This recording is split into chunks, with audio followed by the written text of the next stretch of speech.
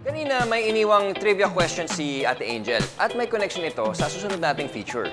Masasagot niyo ba to, mga I-believers? Ang term na horsepower ay naimbento bilang marketing tool sa anong machine? A. Automobile, B. The train engine, or C. The airplane? Ang sagot ay B, the train engine. Bago pa nagkaroon ng mga makina, naglalagay na ang mga tao ng sasakyan sa riles. May proof noon sa sinaunang Europe at China na gumamit ng kariton sa riles. Ang mga kariton na ito ay hinihila ng mga tao o hayop na nagdadala ng pagkain hanggang sa construction supply sa malayong lugar.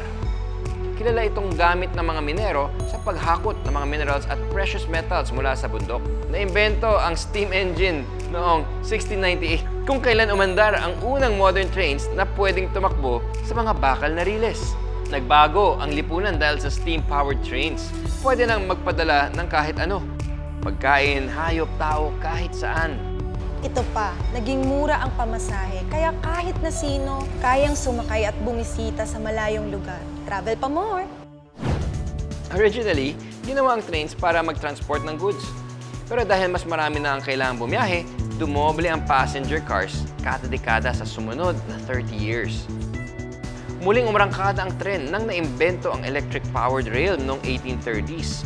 Ngunit noong 1880s lang naging sikat sa mga lungsod ang mga electric commuter trains o trolleys. Ang ibig sabihin nito, pwede nang tumira sa labas ng lungsod at mag-commute sa trabaho. Kaso lang, noong 1929, nagkaroon ng Great Depression, panahon ng matinding kahirapan dahil sa pagbagsak ng ekonomiya. Kasabay ng pagbawas sa gastos ng mga Amerikano, ganun din ang paggamit ng trolley.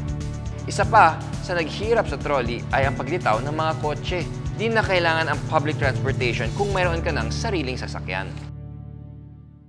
May QOTD o question of the day naman ng 4-year-old I-believer natin ng Quezon City na si Sian Lansang.